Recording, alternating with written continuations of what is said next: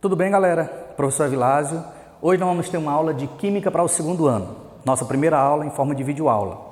O tema nosso escolhido foi Propriedades Coligativas, que vocês vão localizar no livro 1, página 707, referente ao capítulo 1.5. Bom, para a gente começar a nossa aula, a gente primeiro vai fazer uma definição aqui do que seria propriedades coligativas. Para a gente remota a essa definição, a gente precisa voltar um pouco no tempo e relembrar alguns conceitos que a gente tem lá da nossa química do primeiro ano. Vamos relembrar aqui alguns tópicos. Vocês estão lembrados que as substâncias, quando elas são encontradas purificadas na natureza, a gente fala substâncias puras, elas apresentam suas propriedades perfeitamente definidas. Ponto de fusão, ponto de ebulição, calor específico, entre outras.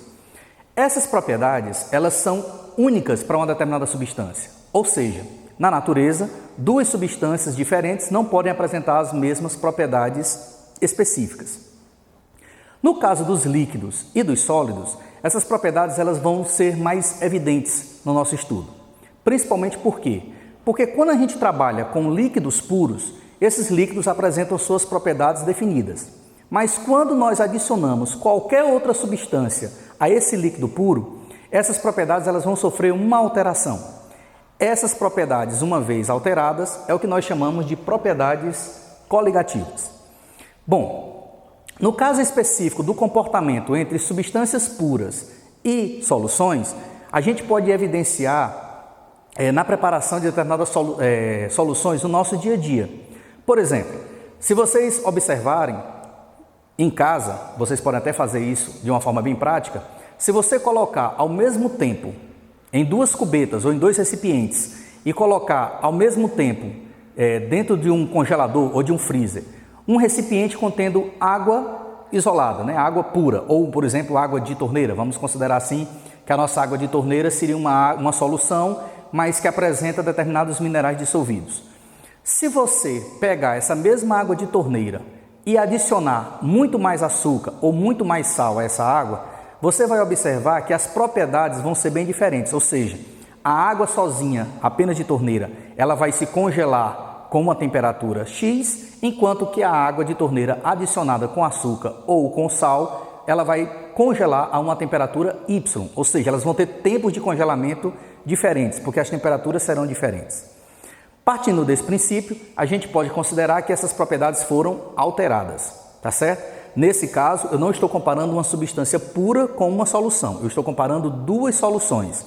Mas tanto você pode comparar uma substância pura, água pura, com ela misturada, formando uma solução, ou você pode pegar uma solução e comparar com uma outra solução. Isso faz parte das propriedades coligativas, essa possibilidade é viável. Bom, mas para a gente começar a estudar as propriedades coligativas, a gente primeiro vai fazer um quadro resumo, identificando quais são as principais propriedades e quais são os principais efeitos associados a essas propriedades. No caso específico do nosso estudo, nós vamos dar ênfase a 4 principais propriedades coligativas e a cada uma delas um determinado efeito coligativo.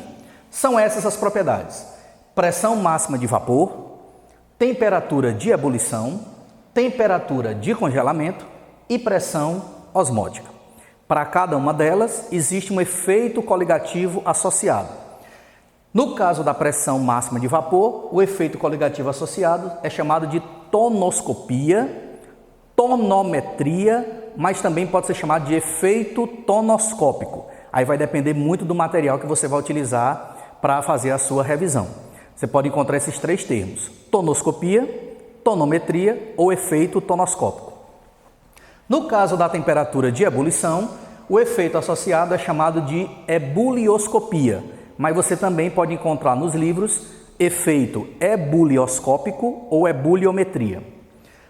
Na temperatura de congelamento, o efeito coligativo é chamado de crioscopia. Também você pode encontrar na literatura efeito crioscópico ou criometria. E no caso da pressão osmótica, o nome do efeito é conhecido apenas por osmoscopia, certo? Então, para cada propriedade, nós temos um efeito associado. As nossas aulas, elas vão trabalhar em cima exatamente da primeira parte de propriedades coligativas, que é o que nós chamamos de parte qualitativa. nós vamos ter dois momentos, a parte qualitativa, onde nós vamos ver a parte teórica, e depois no segundo momento nós vamos ter a parte quantitativa, onde nós vamos poder quantificar cada um desses efeitos, tá ok? Bom, dando seguimento então ao estudo dessas propriedades, a nossa primeira propriedade, consequentemente o nosso primeiro efeito coligativo, diz respeito à chamada pressão máxima de vapor.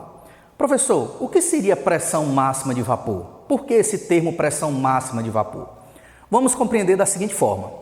Imagine que você tenha um recipiente fechado e dentro desse recipiente fechado você tenha um determinado volume ou quantidade de um solvente puro líquido qualquer. Vamos trabalhar com um exemplo aqui bem prático. Água pura, né, que é o nosso solvente mais conhecido, o solvente universal. Então, digamos que você colocou uma determinada quantidade de água pura dentro de um recipiente fechado e submeteu esse solvente puro, na fase líquida, a uma fonte de calor. Então, você vai aquecer esse material. Ora, o que é que você espera? Quando a água ela recebe temperatura, quando você começa a fornecer calor à água, essa água ela vai começar a sofrer uma mudança de fase de agregação. Que mudança de fase de agregação é essa? No caso específico, você vai passar da fase líquida para a fase de vapor. Então, ao passar do tempo, né? Observa a nossa setinha aqui mostrando exatamente a evolução do tempo. Ao passar do tempo, o que nós vamos perceber dentro do recipiente é uma diminuição na quantidade de volume de água líquida, ou seja, o solvente puro líquido diminui, e ao mesmo tempo você começa a apresentar dentro do recipiente, nesse espaço vazio, a formação do solvente puro na fase de vapor. Ora, à medida que o solvente puro líquido vai se transformando em solvente puro vapor, o vapor ele vai ocupar todo esse espaço aqui vazio dentro do recipiente.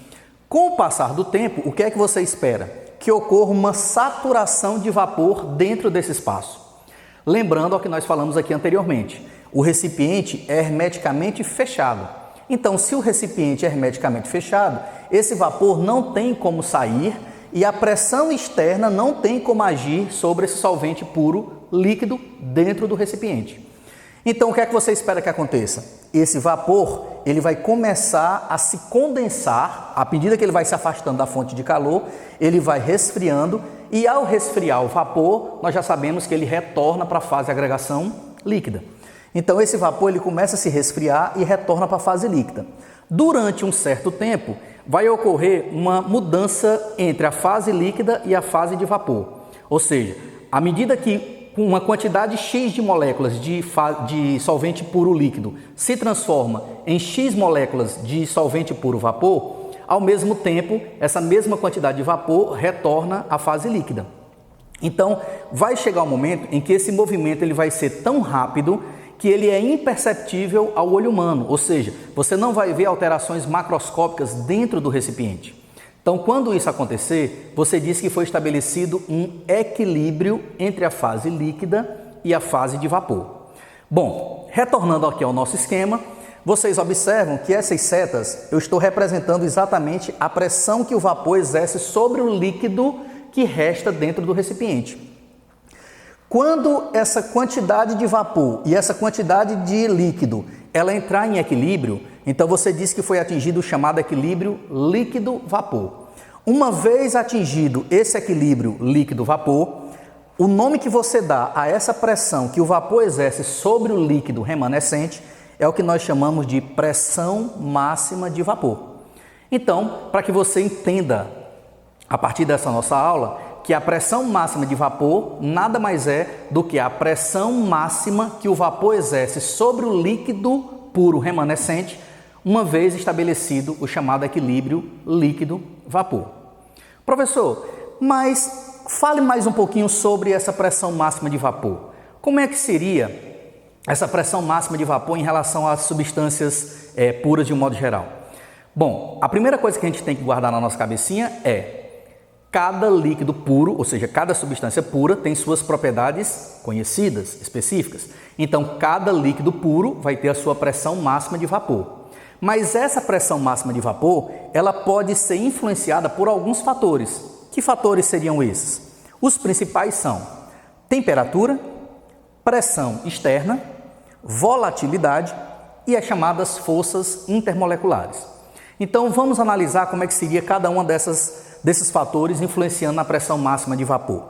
Bom, se você adiciona calor a uma fonte de solvente puro líquido, esse calor vai transformar a fase líquida na fase de vapor.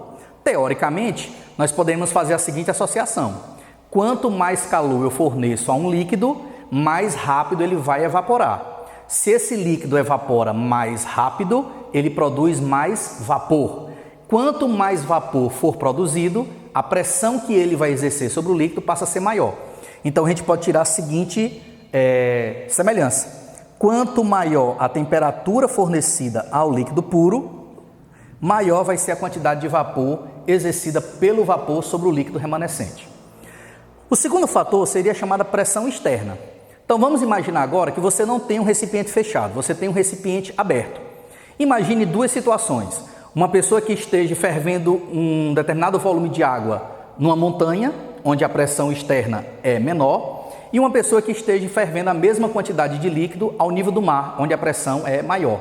Ora, se lá na montanha a pressão sobre o líquido, a pressão externa sobre o líquido é menor, então significa dizer que o líquido vai ter uma facilidade maior para evaporar. Se ele vai ter uma facilidade maior para evaporar, ele vai ter uma pressão de vapor maior.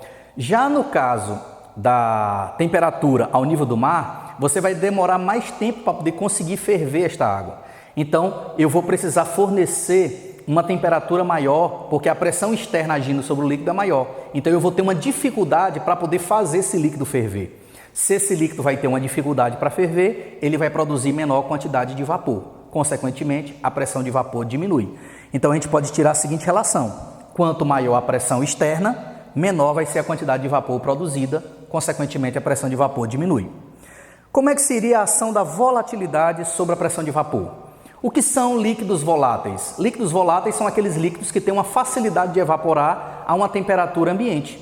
Então, teoricamente, quanto mais volátil for um líquido, teoricamente, mais vapor ele vai produzir. Por exemplo, se você abrir na sua residência, nesse momento, um frasco contendo água e um frasco contendo éter, por exemplo, você vai sentir o cheiro do éter muito mais rápido do que o da água. Até porque a água ela é insípida, ela é inodora, ela não tem cheiro, nem tem gosto, nem tem sabor.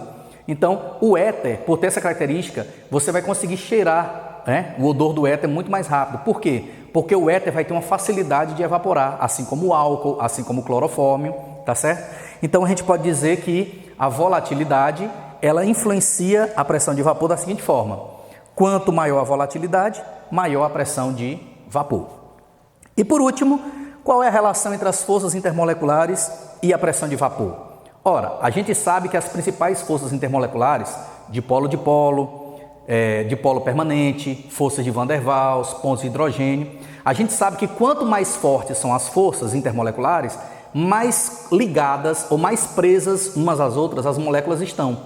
Então, se as moléculas estão presas com mais força, elas vão ter uma dificuldade maior para evaporar. Então, a relação que a gente pode tirar é a seguinte: quanto maior forem as forças intermoleculares agindo sobre as moléculas que formam o solvente, mais difícil vai ser evaporar. Então, a pressão de vapor faz diminuir. Eu espero que vocês tenham gostado da nossa aula de hoje. Na próxima aula, nós iremos dar seguimento às propriedades coligativas e os seus efeitos coligativos. E peguem o seu material de estudo e vamos começar a estudar esse material para que a gente tenha todos esses conhecimentos guardados na nossa cabecinha. Fica aqui o nosso abraço, até a próxima.